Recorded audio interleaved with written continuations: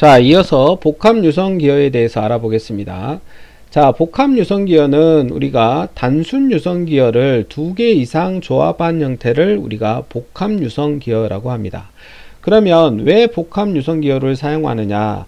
우리가 주행을 하다 보면 다수의 전진 변속단이 필요합니다. 그래서 자, 이러한 다수의 변속 단계를 적용하기 위해서는 우리가 한 개의 유성 기어만으로는 부족하다는 얘기입니다. 그래서 우리가 두 개 이상의 변속 단순 유성 기어를 이렇게 연결해 가지고 우리가 복합 유성 기어를 이용해서 사용하면 그 조건을 만족시킬 수 있다는 얘기입니다. 그래서 우리가 복합 유성 기어를 사용하는데, 자, 이러한 복합 유성 기어 중에 대표적인 방식이 두 가지가 있는데, 그 중에 하나가 심프슨 방식이고, 자, 다른 하나가 라비뇨 방식입니다. 그래서 여러분들이 복합 유성 기어 중에 대표적인 방식, 심프슨 방식과 라비뇨 방식에 대해서 여러분들이 잘 알아놔야 됩니다. 그러면 먼저 심프슨 방식에 대해서 먼저 알아보겠습니다.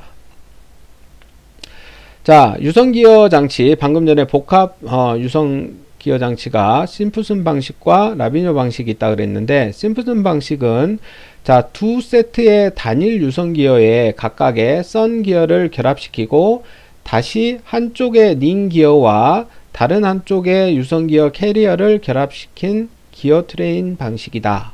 자, 말이 이제 다소 어렵게 설명이 되어 있는데, 자, 이게 무슨 말이냐면, 자, 심프슨 방식의 구조는 어떻게 되어 있냐면, 선 기어가 이렇게 한 통으로 되어 있습니다. 그래서 선 기어는 하나를 사용하고 거기에 캐리어와 유성 기어와 닌 기어와 피니언이 이렇게 두 개가 이렇게 연결되어 있다는 얘기입니다.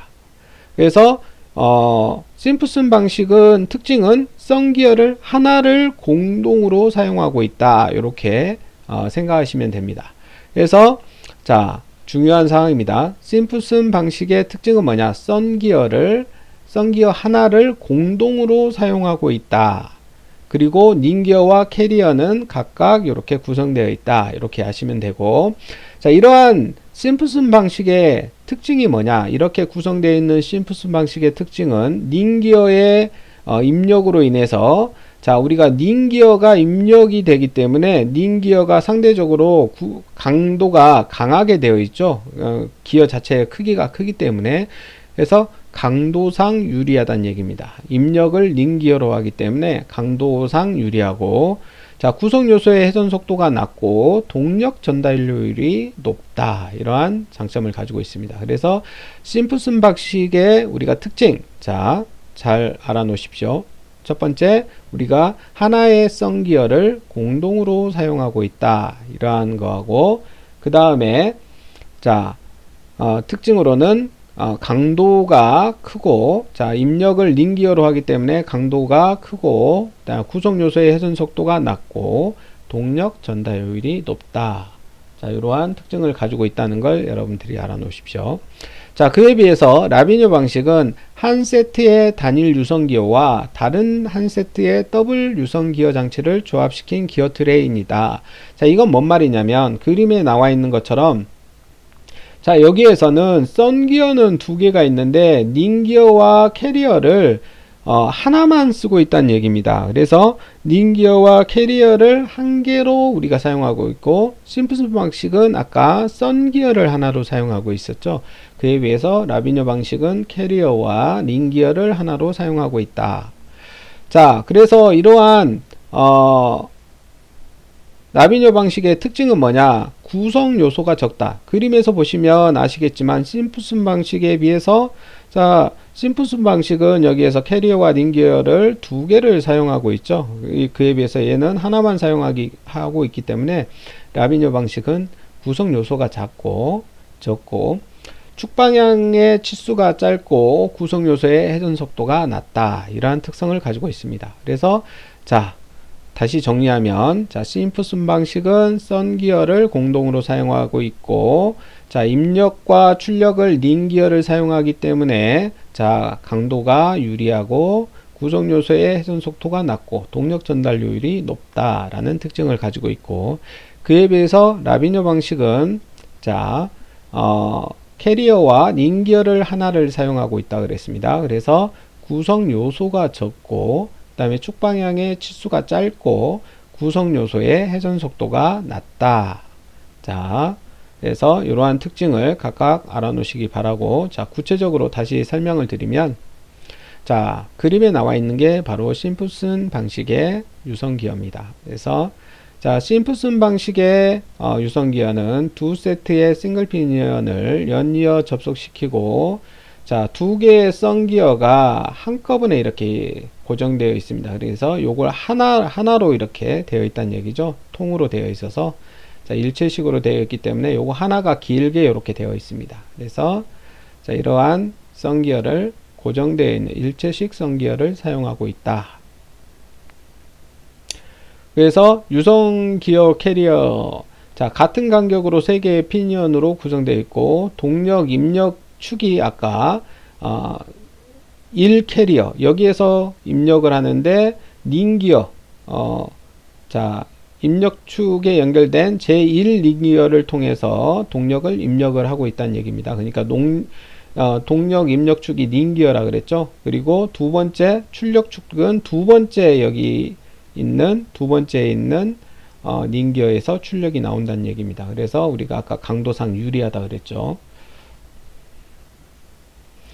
자, 그래서 심프슨 방식의 특징, 자, 아까 말씀드렸듯이 다시 정리하면 닌기어의 입력이 닌기어에서 입력이 되기 때문에 강도가 강하다, 강도상 유리하다. 그 다음에 내부 순환 동력이 적다. 자, 구성 요소의 회전수가 적고, 자, 아까 동력 전달 효율이 좋다 그랬죠. 네, 자, 이러한 특징을 가지고 있습니다. 자, 그에 비해서 라비뇨 방식은 아까 말씀드렸듯이 싱글 피니언과 더블 피니언을 연이어 접속시키는데, 자, 닌기어와 캐리어를 공동으로 사용하고 있다 그랬습니다. 그래서 닌기어와 캐리어를 공동으로 사용하고 있다. 자, 그래서 입력은 어디에서 하느냐? 1차, 2차 썬기어와 캐리어에서 입력을 하고, 출력은 닌기어에서 출력되는 방식으로 되어 있다.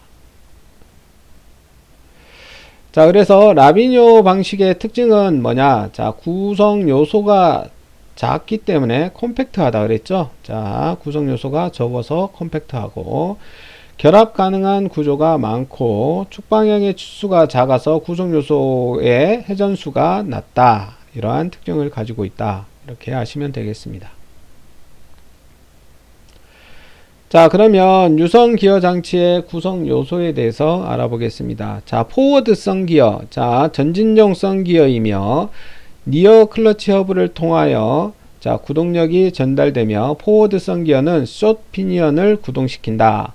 두 번째, 리버스성 기어, 자, 후진용 성 기어이며 프론트 클러치 리테이너에 설치되어 프론트 클러치가 작동할 때 킥다운 드럼의 중계로 구동력이 리버스성 기어에 전달되어 롱 피니언을 구동시킨다. 자, 세 번째, 유성 캐리어. 유성 캐리어는 로우 앤 리버스 브레이크 허브 및 원웨이 클러치 아웃레이스와 일체로 되어 있으며, 4단 자동 변속기에서 엔드 클러치 축의 중계로 엔드 클러치와 연결되어 있으며, 엔드 클러치가 작동될 때 구동력을 닌 기어에 전달하는 역할을 한다. 자, 네 번째, 닌 기어. 자, 출력 플랜지와 연결되어 있으며, 출력 플랜지에 설치된 트랜스퍼 구동 기어로 구동력을 전달시킨다. 자, 다음은 유성기어의 작용입니다.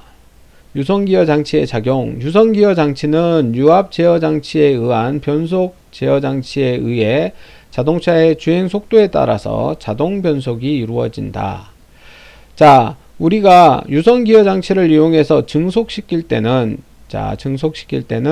유성기어 캐리어를 입력을 하고, 자, 보시면 자, 유성기어, 자, 여기에 4개의 유성기어가 있는데 요 기어를 연결하는 요 장치가 바로 캐리어라 그랬죠.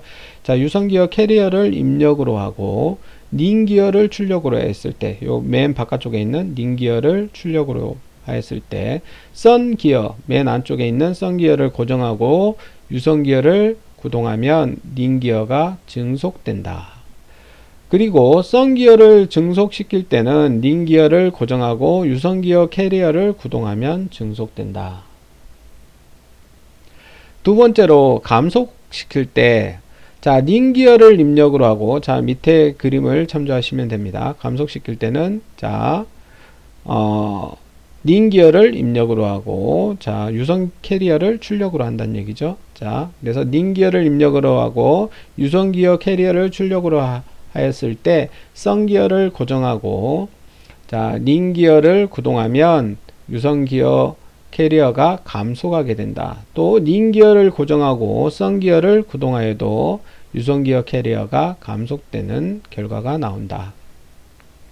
자, 세 번째로는 후진할 때, 자, 후진할 때는 자, 유선기어 캐리어를 고정하고 자, 입력을 썬기어, 출력을 닌기어로 한다는 얘기죠. 그래서 썬기어를 입력으로 하고 닌기어를 출력으로 하였을 때 유선기어 캐리어를 고정하고 썬기어를 회전시키면 닌기어가 역전 증속하게 된다. 또한 유선기어 캐리어를 고정하고 닌기어를 회전시키면 썬기어는 역전 감속 효과를 가져온다. 자, 그 다음에 유선기어 장치의 변속 장치입니다. 자, 프론트 클러치. 자, 동력 전달 순서는 여러분들이 한 번씩 읽어보시기 바랍니다. 자, 그 다음에 니어 클러치도 마찬가지입니다. 동력 전달 순서 쭉 나와 있으니까 여러분들이 한번 읽어보시고요. 자, 그 다음에 엔드 클러치.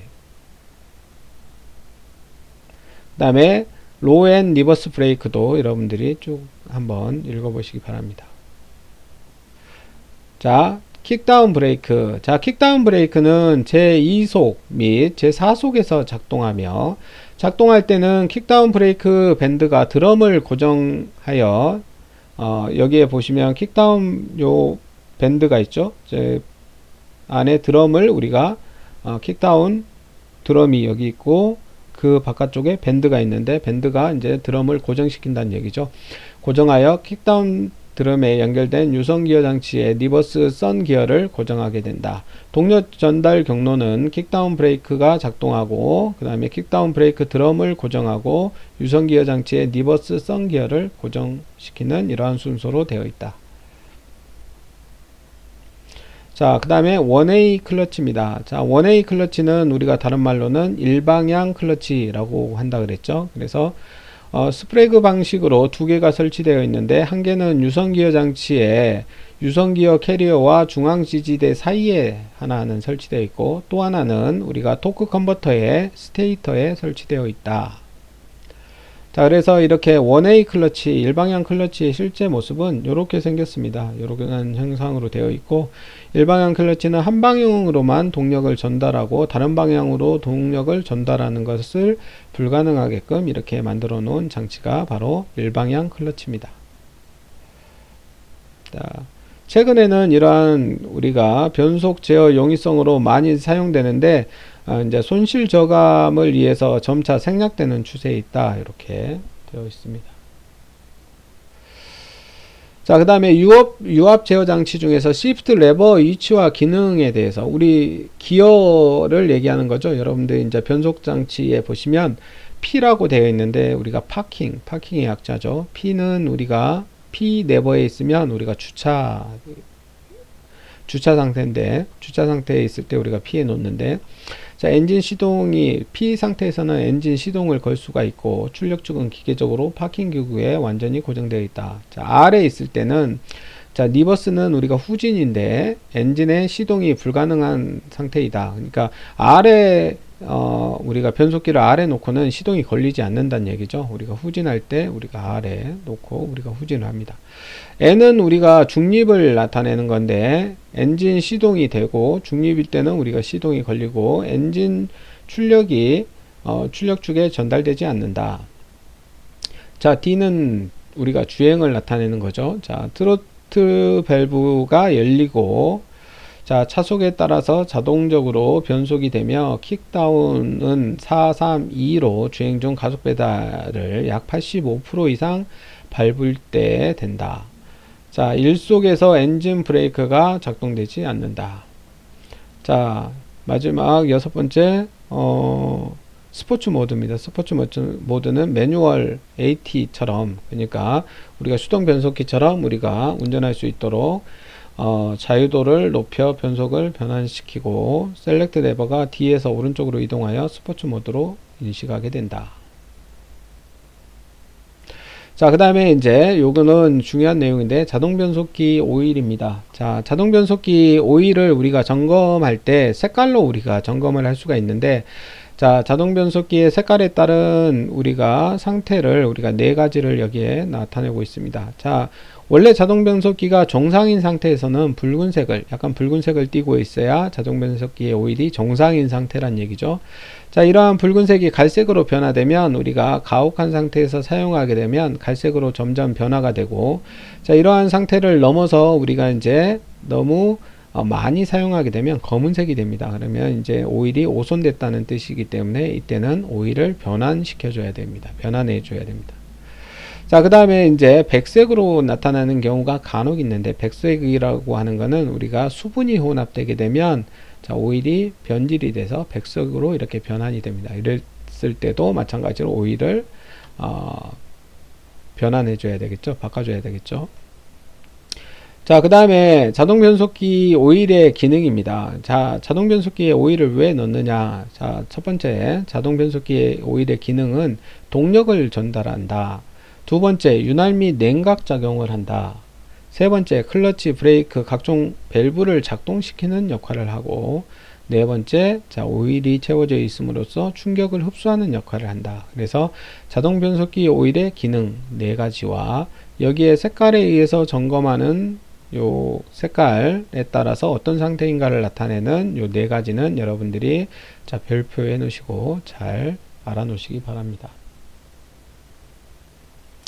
자, 그러면 이러한 자동 변속기 오일이 구비해야 되는 조건이 나와 있는데, 여기에 7가지가 나와 있습니다. 자, 이것도 여러분들이 잘 알아 놓으시기 바라고, 자, 기어 오일로서의 고착 방지 성능 및 내마모성 특성을 가지고 있다. 내마모성 특성을 가지고 있어야 된다. 두 번째, 작동유로서의 점도 특성과 저온 유동성을 가지고 있어야 된다. 그래서 적당한 점도와 저온에서도 유동이 잘 되어야 된다는 얘기죠. 우리가 추운 데에서는 오일이 이렇게 굳어버리면 안 된다는 얘기입니다. 그리고 세 번째, 클러치판 재질에 적합한 마찰 특성을 가지고 있어야 된다. 네 번째, 청정 분산성과 산화 안정성을 가지고 있어야 된다. 네 번째, 실 제로 및 냉각 개통 제로에 대한 안정성을 가지고 있어야 된다.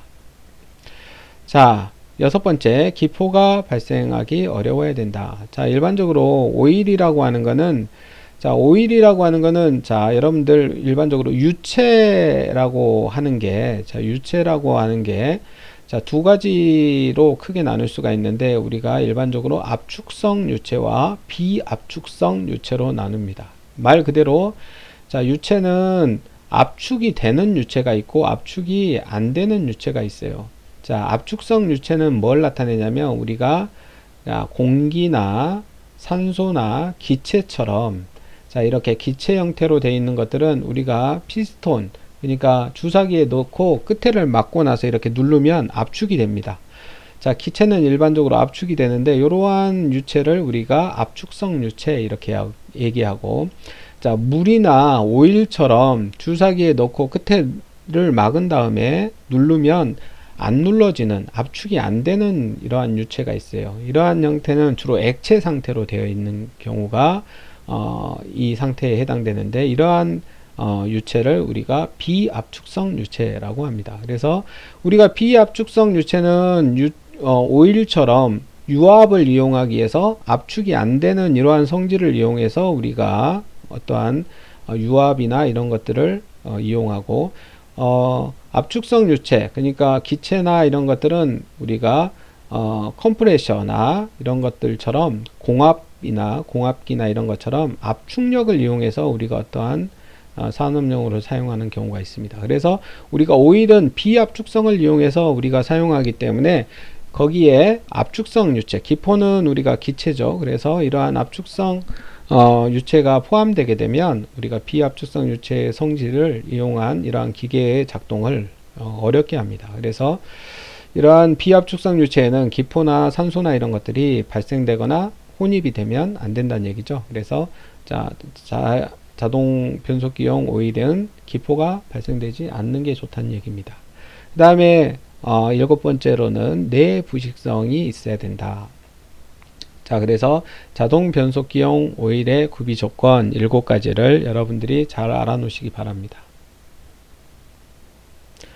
자, 그 다음에 이제 오일 펌프입니다. 오일 펌프는 내접 기어 펌프를 주로 사용한다. 그래서 요 기어 형태로 이렇게 되어 있는데, 자, 여기에 보시면 자, 안에 기어가 있고 밖에 이렇게 기어가 있습니다. 그래서 요 안에서 이렇게 내접에서 이렇게 기어가 돌면서 요 틈새로 오일을 이렇게 우리가 압력에 의해서 보내는 이러한 기어를 우리가 오일 펌프라고 합니다. 그래서 자, 주로 내접 기어 펌프를 주로 사용하고 있다. 자, 이렇게 하시면 되겠습니다. 자, 그 다음에 거버너 밸브, 그 다음에 밸브 바디, 이런 것은 여러분들이 한번 쭉 읽어보시기 바랍니다. 자, 그 다음에 자동 변속기의 전자 제어 장치 중에서 각종 센서와 액추에이터 기능이 있는데, 자, 이 중에서 입력축 속도 센서 한번 보겠습니다. 입력축 속도 센서는 입력축 회전 속도, 그 다음에 터빈의 회전 속도를 언더드라이브 클러치 리테이너 부분에서 검출한다. 자, 이러한 센서나 액추에이터는 여러분들이 한 번씩 쭉 읽어보시기 바랍니다. 시간이 별로 없기 때문에 자, 이 부분은 여러분들이 시간 내서 한 번씩 읽어보시고 책에도 나와 있습니다. 자, 브레이크 스위치도 마찬가지로 자, 이런 내용도 한번 쭉 읽어보시기 바랍니다.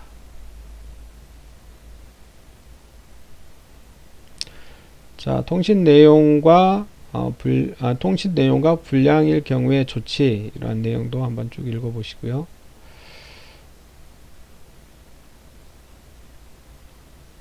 자, 시간이 없어서 자, 다음에 댐퍼 클러치 패스하고, 자, 그 다음에 자, 무단 변속기에 대해서 알아보겠습니다. 자, 무단 변속기, 자, 중요한 사항만 이렇게 하고 넘어가겠습니다. 자, 무단 변속기의 개요. 자, 무단 변속기라고 하는 거는 자, 연속적으로 변속시키는 장치를 우리가 무단 변속기, 그러니까 단이 없다는 얘기죠. 그래서 연속적으로 변속시키는 장치를 우리가 무단 변속기라고 한다. 그래서 무단 변속기는 크게 변속 방식에 따른 분류와 동력 전달 방식에 따른 분류가 있다. 또 변속 방식에는 우리가 벨트 구동 방식과 트로이드 구동 방식이 있으며, 현재 주로 사용되는 방식은 벨트 구동 방식을 주로 사용하고 있다. 그래서 여기에 보시면 구동 분리와 피동 분리가 있는데, 여기에 벨트를 이용해서 우리가 벨트의 이치가 이렇게 변환됨에 따라서 우리가 변속을 시키는 이러한 방식을 주로 사용하고 있다는 얘기입니다. 자, 무단 변속기는 엔진을 항상 최적의 운전 상태로 유지할 수 있어서 효율이 10에서 20% 정도 높일 수 있으며, 다음과 같은 특징을 가지고 있다. 자, 요거 별표해 놓으시고 4가지 무단 변속기의 특징 알아 놓으시기 바랍니다. 자, 첫 번째, 가속 성능을 향상시킬 수가 있다. 두 번째, 연료 소비율을 향상시킬 수가 있다. 세 번째, 변속 충격을 감소시킬 수가 있다.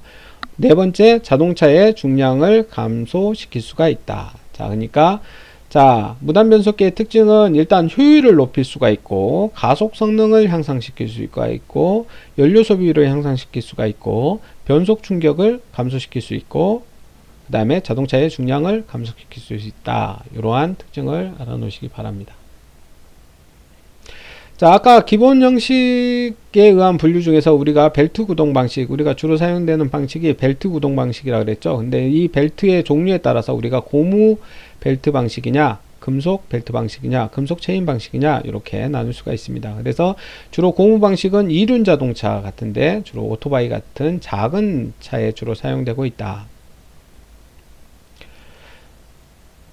자, 그 다음에 금속 벨트는 분리의 최소 반지름을 작게 할 수 있으므로 변속 비율을 크게 할 수 있는 장점을 가지고 있다.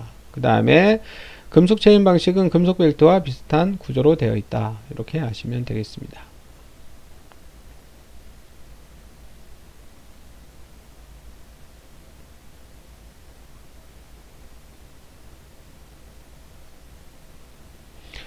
자, 그 다음에 무단 변속기의 구성 요소와 작동에서 토크 컨버터에 대해서 알아보겠습니다. 자, 토크 컨버터는 엔진의 동력을 변속기로 전달해주는 유체 동력학적 동력 전달 장치이며 현재 거의 모든 자동 변속기에 사용되고 있는 아주 중요한 장치다. 특히 무단 변속기용 토크 컨버터는 자동 변속기의 주요 구성품을 공용하고 있으며 록업 클러치의 강성 증대 및 정숙성 확보와 그 다음에 락업 영역의 확대로 연료 소비율 향상 및 출발 성능을 향상시켜주는 역할을 하고 있다. 자, 오일 펌프는 오일 펌프는 항상 엔진에 의해 구동되는데 토크 컨버터의 뒤쪽에 설치될 경우 토크 컨버터의 임펠러 커버 허브에 의해 구동되며 자, 변속기 케이스 뒤쪽이나 밸브 바디 내에 설치될 경우에는 토크 컨버터 커버와 연결된 별도의 오일 펌프 구동축에 의해서 구동된다.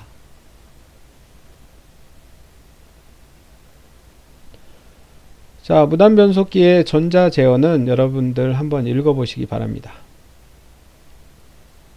자, 그래서 우리가 자동 변속기의 구성 부품, 전자 제어 시스템, 파킹 기구, 유성기어, 그 다음에 차동 장치, 토크 컨버터, 그 다음에 케이스, 그 다음에 밸브 바디, 클러치 브레이크 이렇게 있는데, 자, 자동 변속기는 클러치 조작 기구를 조작하지 않아도 쉽게 운전할 수 있는 동력 전달 기구이다. 이렇게 정리를 하겠습니다. 그러면 자동 변속기와 무단 변속기에 대해서 자, 이상으로 마치겠습니다.